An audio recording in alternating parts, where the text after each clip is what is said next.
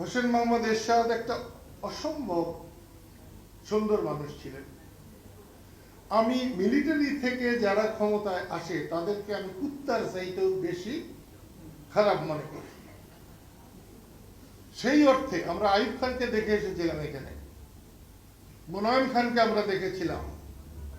সেই অর্থে হোসেন মোহাম্মদ এরশাদ আমার কাছে ঘৃণার ব্যক্তি, ঘৃণিত ব্যক্তি হওয়া উচিত ছিলেন।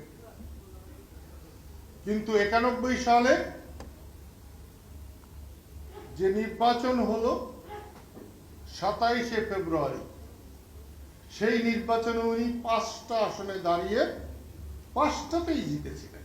বাংলাদেশের পাকিস্তানের ইতিহাসে নাই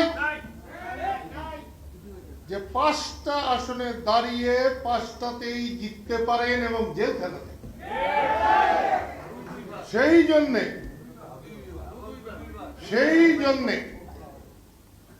হোসেন মোহাম্মদ এরশাদকে ঘৃণা করার বদলে প্রথম ব্যক্তি, সেনাবাহিনীর প্রথম ব্যক্তি যাকে আমি শ্রদ্ধা করি, ভালোবাসি, সম্মান করি, কাদের সিদ্দিকী কচুর পাতার পানি নয় যে ঝাঁকি দিলেই পড়ে যাবে।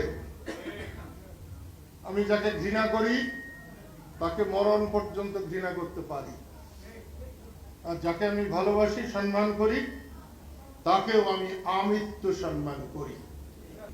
বাংলাদেশে বঙ্গবন্ধুর পরে আর কোন মানুষ আমার কাছে সম্মানের হলে সেটা হলো হোসেন মোহাম্মদ এরশাদ। হোসেন মোহাম্মদ এরশাদ আর বঙ্গবন্ধুর মধ্যে কোনো বিরোধ হলে আমি নিঃসন্দেহে বঙ্গবন্ধুর পক্ষে থাকবো, কিন্তু বিরোধ না হলে আমি হোসেন মোহাম্মদ এরশাদকেও ভালোবাসি। আমি আমার মায়ের মতো হোসেন মোহাম্মদ এরশাদকে ভালোবাসি। আপনারা দয়া করে যদি সাহস করে এই রকম জায়গায় শুধু মিটিং না করে রাস্তায় নামতে পারেন, আপনারা বটগাছের বাইরে এসে একটু যদি রোদ লাগাতে পারেন, গায়ে যদি রোদ লাগাতে পারেন, তাহলে আপনাদের জয় কেউ ঠেকিয়ে রাখতে পারে।